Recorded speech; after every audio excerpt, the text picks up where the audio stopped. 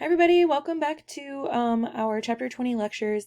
This is the last one, which is also for you guys the last chapter lecture for the remainder of the school year. So woo, nice job you guys, you made it.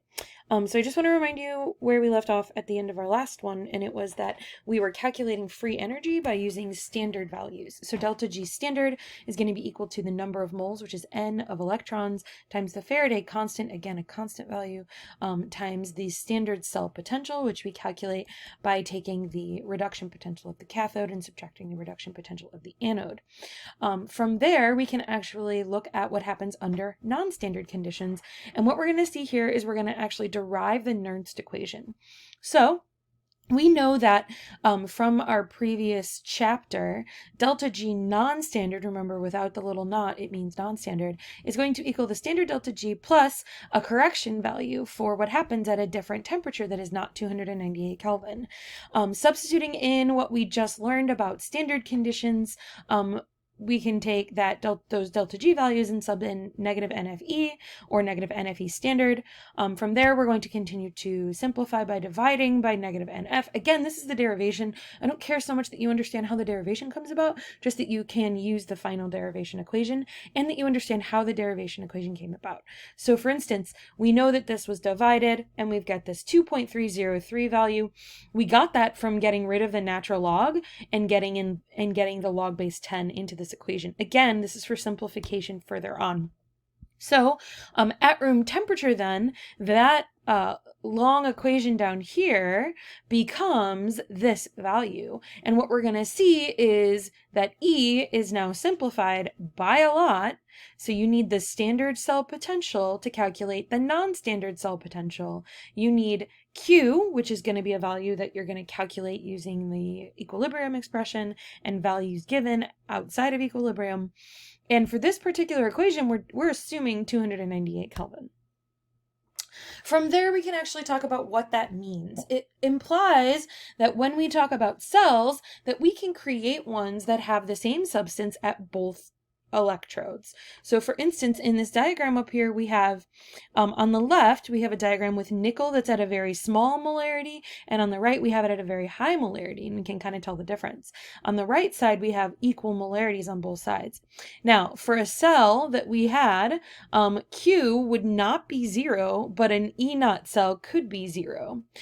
So if the concentrations are different, what we're learning here is that concentration matters. If the concentrations are different, you are going to have an E value, right? An actual standard potential, or I'm sorry, an actual cell potential, not standard.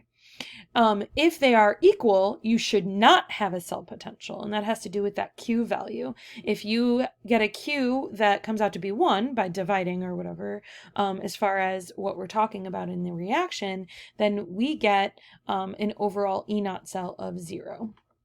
So, the last thing to discuss in this chapter is just the applications of these different electrochemical cells. And these are some very important ways that electrochemistry is used in your day-to-day life. And the very first and probably the most significant example is a battery. Batteries of all shapes, sizes, and kinds are basically tiny electrochemical cells. There's a positive end and a negative end, just like we've seen in voltaic cells. There is a salt bridge inside.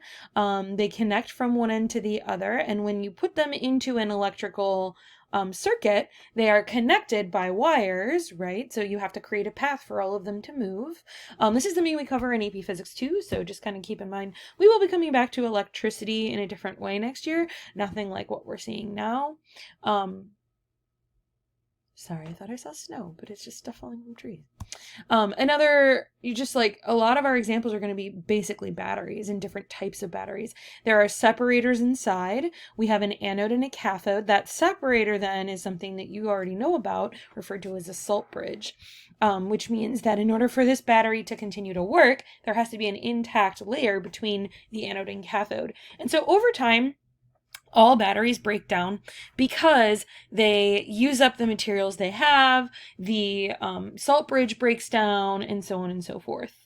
Another example is what we call a hydrogen fuel cell. This is a very cool idea of a battery. A lot of the problems around this battery and why we don't use them more often have to do with how unstable they are. But a hydrogen fuel cell basically just uses water to power itself. It does what we call electrolysis inside. So it takes water in, it takes hydrogen and oxygen gas in, and it releases water as a byproduct. So it doesn't require gas of any kind. It doesn't require anything other than hydrogen gas and oxygen gas. And its waste product is water, which is something we could all get behind. So this is a really cool idea, but it has some pretty big problems. For instance, hydrogen gas, flammable, right? So if that hydrogen gas is exposed to any kind of a spark, it could actually explode. So the reasons we don't use these in our cars, even though that would be fantastic, is mostly that problem. And so that's like a big problem that a lot of engineers and chemists are trying to solve. Another thing to kind of understand is that any example of corrosion is a type of electrochemistry. Water is the thing that actually causes the corrosion, because what it's doing is it's basically providing the acid in the base. Remember that we've talked about that in the past, but iron gets oxidized by the fact that it gets exposed to oxygen gas, and when it's exposed, then it actually forms that rust, which is a different form of iron. Sorry, my PowerPoint's acting weird.